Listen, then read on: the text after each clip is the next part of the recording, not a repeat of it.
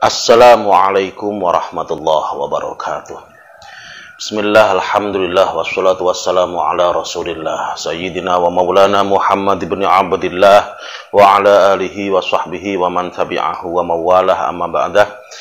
Para teman-teman pemirsa yang dirahmati Allah subhanahu wa ta'ala, alhamdulillah, untuk kesempatan kali ini kita melanjutkan kajian kita beberapa waktu yang lalu. Setelah kemarin kita membahas tentang masalah rukun, syarat, dan batal puasa, maka untuk kali ini kita insya Allah akan membahas tentang hal-hal yang terkait dengan pasca puasa atau Ramadan lah kalau sekarang kita ini. Maka teman-teman yang dirahmati Allah subhanahu wa ta'ala, dalam hal pasca Ramadan, maka di antara orang-orang Islam nanti ada 4 golongan kelompok. Yang pertama, orang yang tidak wajib qadha dan tidak wajib fidyah. Yang kedua, orang yang wajib qadha saja, tidak wajib fidyah. Yang ketiga, orang yang wajib fidyah saja, tidak wajib qadha. Dan yang keempat, orang yang wajib qadha plus fidyah. Nih. Nah, sekarang kita bedah satu-satu. Siapa sih Pak Ustadz orang yang tidak wajib qadha dan tidak wajib fidyah? Maka jawabannya teman-teman yang dirahmati Allah Subhanahu wa taala, yang pertama adalah anak kecil. Anak kecil setelah Ramadan, kok Ramadan ini seandainya dia ada yang bolong atau bahkan mungkin nggak puasa, maka setelah Ramadan nanti dia nggak wajib qadha dan nggak wajib fidyah. Kenapa? Ya karena memang dia belum wajib, puasanya saja belum wajib. Tuh, yang pertama. Yang kedua, siapa lagi Pak Ustadz yang nggak wajib qadha dan nggak wajib fidyah? Adalah orang gila yang memang asli tanpa disengaja. Memang ada orang yang gila disengaja, ada, bisa jadi orang yang mungkin karena terpengaruh makanan tertentu seandainya akhirnya membuat dia hilang akal. Nah, itu namanya, dan makannya benar-benar disengaja, namanya dia gila disengaja. Nah, bagi orang yang memang gilanya gila asli gila, maaf, maka setelah Ramadan dia nggak usah wajib qadha dan nggak wajib fidyah. Kenapa? Kita ingat kemarin, salah satu syarat wajibnya puasa adalah berakal. Sedangkan dia tidak berakal, maka nggak wajib puasa. Karena itu setelah Ramadan pun dia nggak wajib qadha dan nggak wajib fidyah. Jadi ada 2 golongan. Yang pertama, anak kecil. Ini kita ngomongin orang Islam loh ya. Kita ngomongin orang Islam. Yang pertama, masih kecil, maka nggak wajib qadha, nggak wajib fidyah. Yang kedua, orang gila, nggak wajib qadha, nggak wajib fidyah. Selanjutnya, kelompok yang kedua, orang yang wajib qadha saja, tidak wajib fidyah. Siapa itu Pak Ustadz? Yang pertama adalah, maaf tadi melanjutkan biar nggak lupa, orang gila yang disengaja.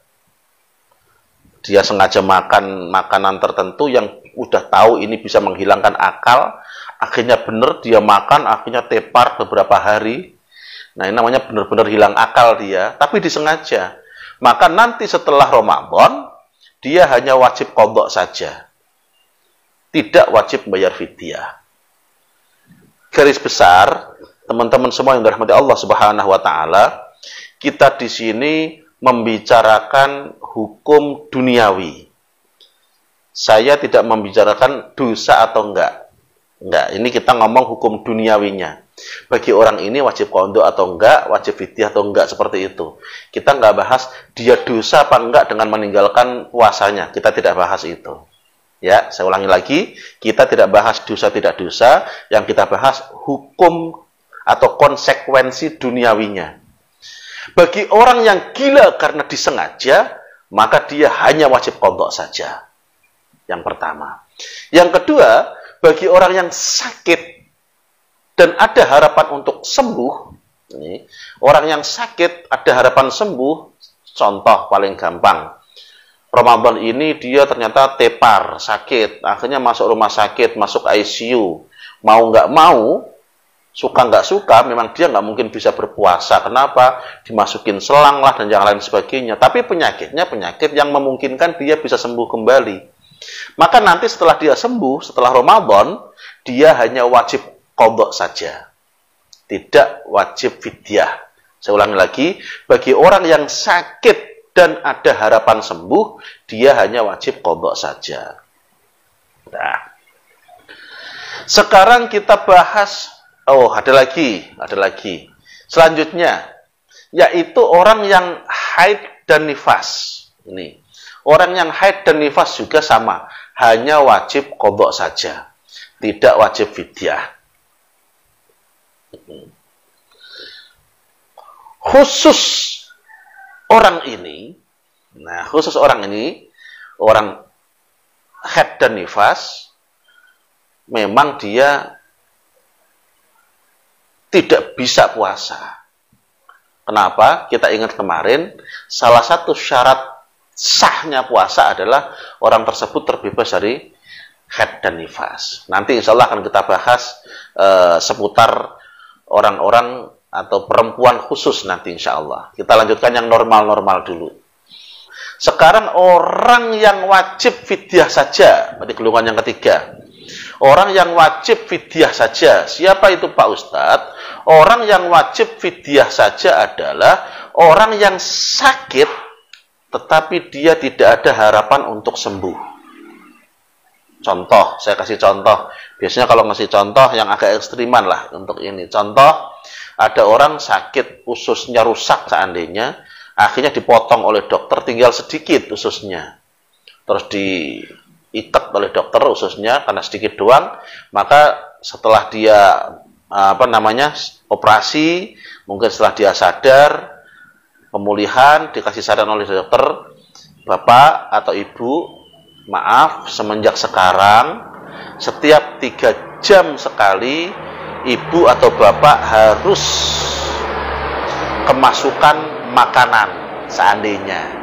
Saya ulangi lagi, orang yang ususnya rusak, contoh, akhirnya dioperasi oleh dokter, dipotong yang rusak, tinggal sedikit, nah, terus tutup operasinya, selesai dia operasi, dia sadar atau masa pemulihan dianjurkan atau dikasih fatwa oleh dokter, bukan dianjurkan lagi, dikasih fatwa oleh dokter, Bapak Ibu mulai sekarang setiap 3 jam sekali Bapak Ibu harus kemasukan makanan walaupun cuma 1-2 sendok.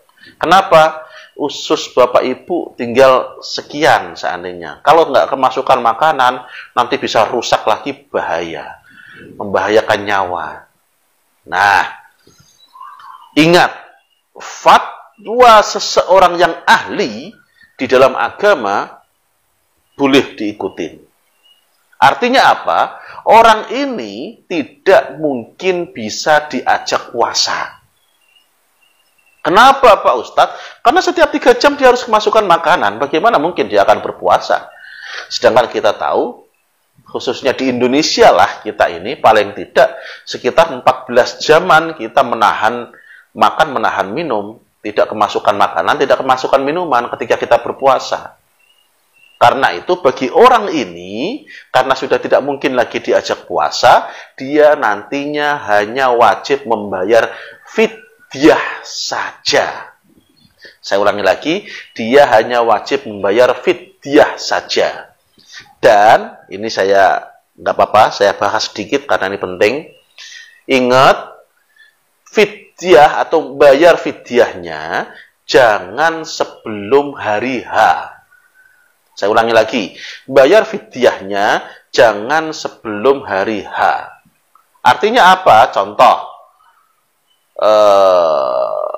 hari Ahad puasa seandainya, hari Ahad itu Ramadan. Maka bayar fidyahnya jangan hari Sabtu. Ketika sudah masuk hari Ahad, malamnya sudah boleh. Atau hari Ahadnya, atau malam Seninnya, atau hari Seninnya. boleh, tapi sebelumnya tidak boleh. Samanya kayak orang sholat. Orang sholat sebelum waktu nggak boleh. Setelah waktu, nah ini baru kita sholat. Kok sampai kelewat, masih tetap wajib sholat. Namanya qadha kan begitu. Nah, bayar fidyahnya orang seperti ini setelah waktu. Yaitu setelah masuk kewajiban puasa. Seharusnya dia wajib puasa, tapi dia nggak bisa puasa karena tadi sakit, maka dia bayar fidyah. Dan bayarnya setelah masuk waktu. Siapa lagi yang hanya bayar fidyah saja, Pak Ustadz? Nomor dua, orang yang hanya wajib membayar fidyah, tidak wajib qadha puasa, adalah orang yang sudah sangat-sangat tua renta, yang tidak mungkin diajak berpuasa lagi. Pikun seandainya, sudah nggak mungkin lah diajak puasa. Baru saja dia makan sahur, baru masuk waktu subuh, sudah minum. Mak, kan puasa kok minum? Enggak minum, nggak sadar beliau. Padahal baru minum, nanti makan, nanti minum, makan lagi. Ya udahlah, orang-orang seperti ini kadang sudah sangat sepuh, udah pikun, udah pelupa, udah sangat sepuh, tua renta, nggak mungkin diajak puasa, nggak kuat juga kalau dipaksa, seandainya malah bisa berbahaya. Maka bagi beliau yang seperti ini hanya wajib fidyah saja. Siapa yang memfidyai, Pak Ustadz? Yang sehat lah. Kalau beliau suruh fidyah lagi nanti lupa juga. Sebagai anak seandainya keluarkan fidyahnya buat orang tua kita yang sudah sangat sepuh seandainya. Jadi dua orang, satu orang yang sakit nggak ada harapan sembuh, dua orang yang sudah sangat tua renta. Nah ini.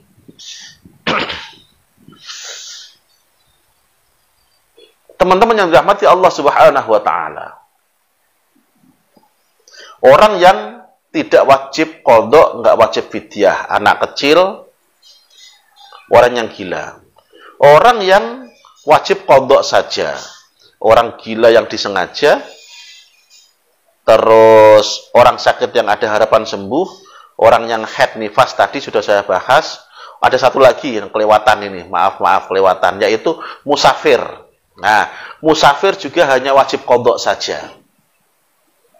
Siapa musafir itu, Pak Ustadz? Musafir adalah orang yang bepergian, perginya pergi yang diperbolehkan, pergi yang halal, bukan pergi yang haram. Emang ada pergi yang haram? Ada.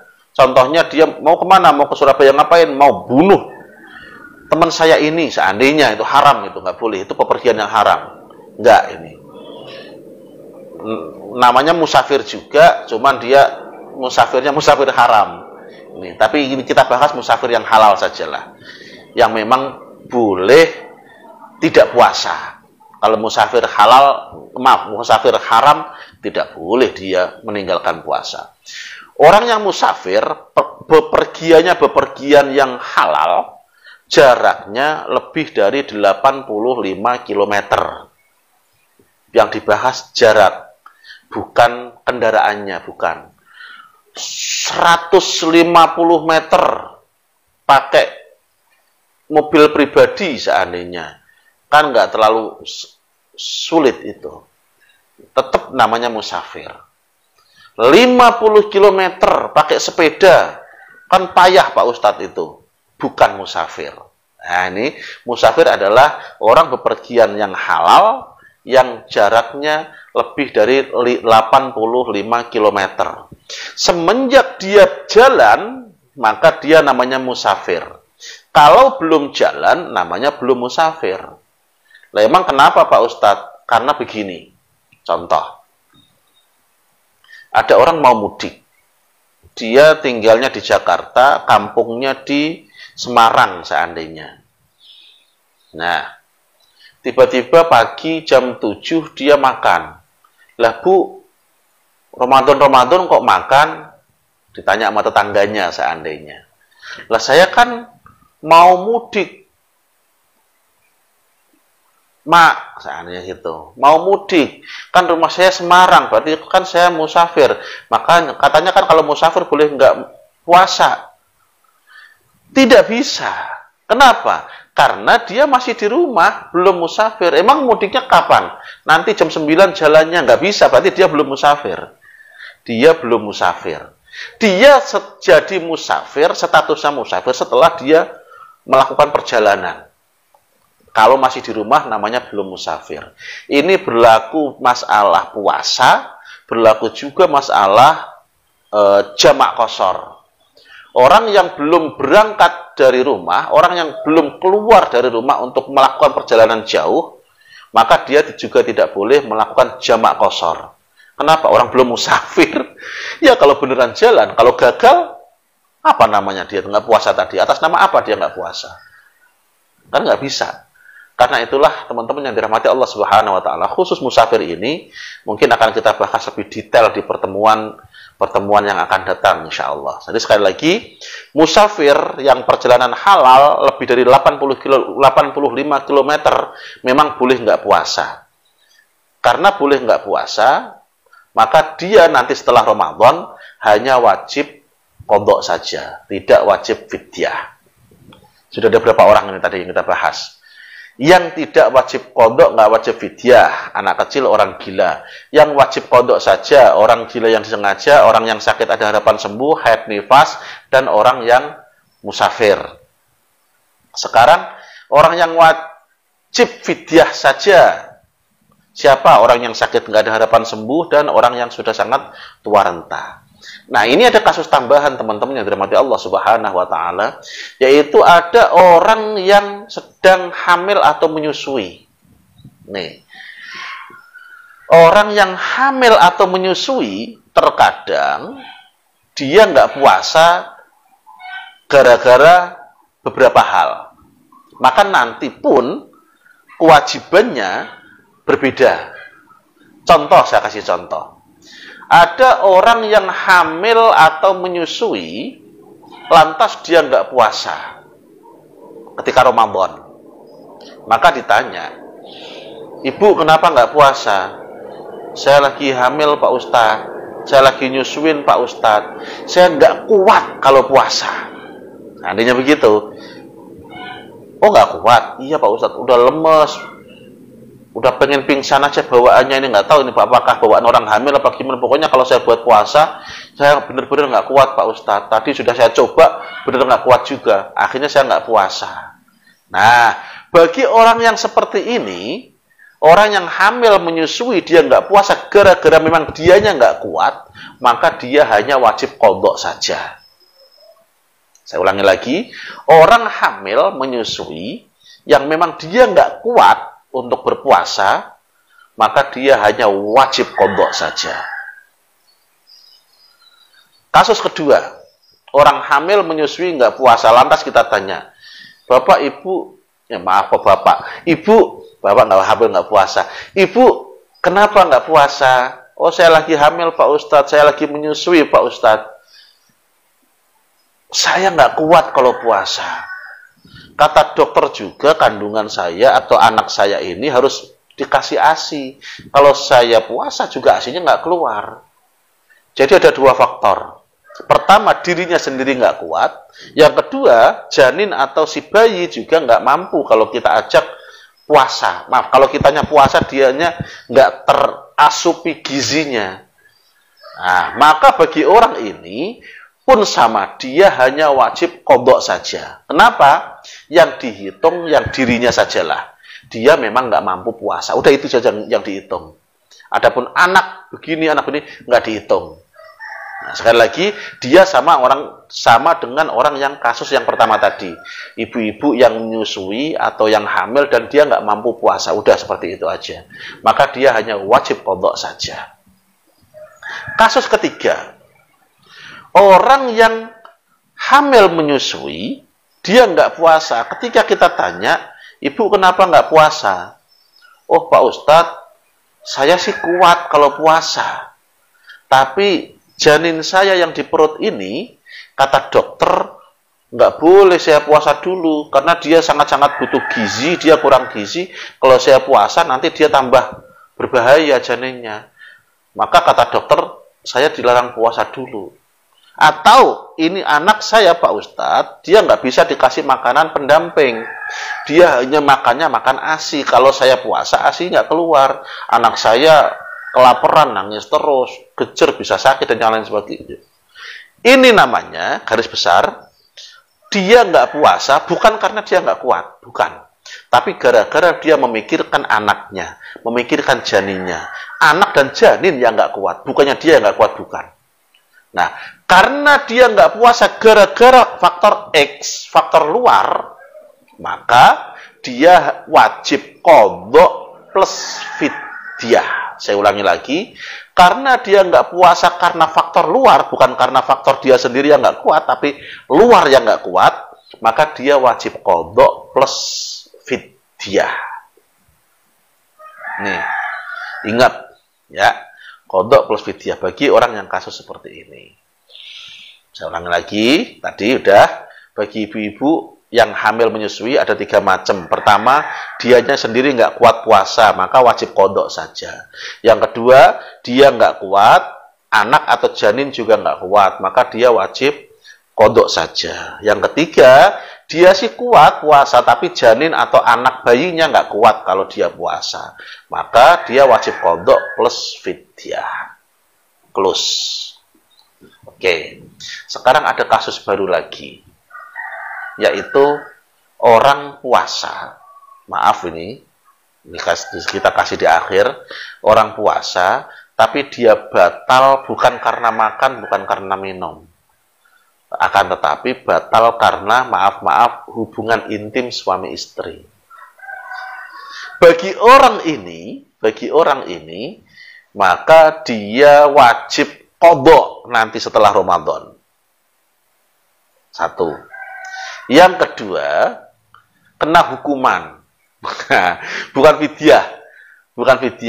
Bukan qadha plus fidyah, tapi qadha plus kafarat namanya, hukuman ini. Apa hukumannya Pak Ustadz? Memerdekakan budak. Oh, zaman sekarang sudah nggak ada budak Pak Ustadz. Ya udah, berarti alternatif kedua, yaitu puasa 2 bulan berturut-turut. Selain qadha-nya ini tadi. Qadha-nya tetap iya, plus hukumannya puasa 2 bulan berturut-turut. Nih. Wah, berat banget Pak Ustadz. Nah iya, pelanggarannya juga pelanggaran berat itu. Pak Ustadz, saya nggak mampu puasa 2 bulan berturut-turut. Seandainya begitu, dan memang sudah diuji coba juga nggak mampu, seandainya 2 bulan berturut-turut. Jangankan 2 bulan Pak Ustadz, sebulan saja jebol, seandainya begitu kan. Ya udah, berarti alternatif hukuman yang ketiga, yaitu memberi makan 60 fakir miskin. Saya ulangi lagi, memberi makan 60 fakir miskin. Ini hukuman. Jadi qadha plus kasih makan 60 fakir miskin. Dah, jangan ditawar lagi. 3 alternatif hukumannya tadi. Mau memerdekakan budak, puasa 2 bulan berturut-turut, atau ngasih makan 60 fakir miskin. Kalau pelanggarannya gara-gara dia berhubungan suami istri. Teman-teman yang dirahmati Allah Subhanahu wa taala, nah, nanti mungkin akan ada masalah lagi, yaitu bagaimana sih Pak Ustadz panduan cara membayar fidyah itu seperti apa? Terus ngasihnya kemana? Seberapa?